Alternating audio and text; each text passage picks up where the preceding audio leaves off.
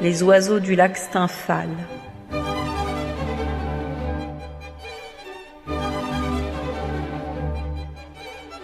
Le prochain travail consiste à attraper tous les oiseaux du lac Stymphale et à les tuer, ordonna le roi. Ces oiseaux sont un fléau. Ils dévorent les fruits de tous les fermiers du coin. Héraclès acquiesça. En route, fit-il.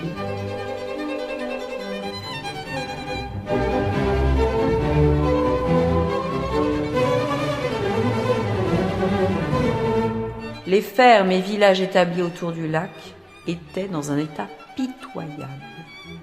Sur des kilomètres, tous les arbres fruitiers, sans exception, étaient nus, dépouillés de leurs feuilles et de leurs fruits. Bien qu'on soit en plein été, les récoltes dans les champs avaient disparu. Héraclès s'assit un instant au bord du lac et observa les oiseaux perchés dans les arbres. La menace semblait venir de partout. Après mûre réflexion, il entra à grands pas dans le village le plus proche. Il s'arrêtait à chaque maison et demandait s'il pouvait emprunter des objets en métal et des cordes. Ensuite, il s'assit sur la place du marché et se mit à attacher ensemble ce qu'il avait récupéré. Des enfants en guenilles se regroupèrent autour de lui et l'observèrent. « C'est toi, Héraclès ?» demanda un maigre garçonnet. Héraclès fit un signe de la tête.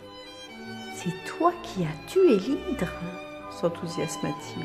« Tu es vraiment sensationnel. »« Pas tant que cela, tu sais, » lui dit gentiment Héraclès, et il se remit à l'ouvrage. Il utilisa tout le métal nécessaire à la construction d'une gigantesque crécelle.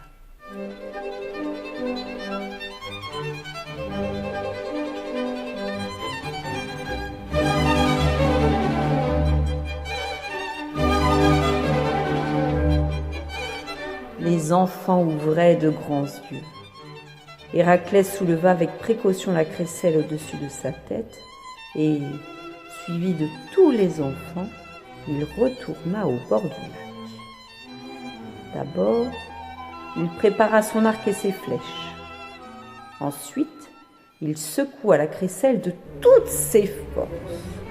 Le grincement et le cliquetis des objets agités brusquement dans l'air furent tels que tous les oiseaux, pris de panique, s'envolèrent en même temps.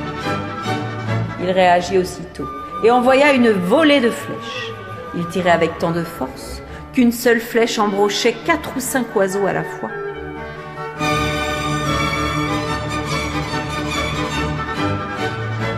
Les tirs étaient si vifs et si précis qu'en peu de temps, il ne resta plus un seul volatile.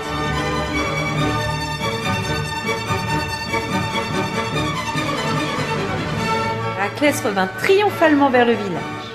Les enfants sautillaient devant lui et se battaient pour lui tenir les mains. Il rendit aux villageois tous les objets en métal qu'il leur avait empruntés et fut récompensé au centuple par leurs sourires et leurs embrassades.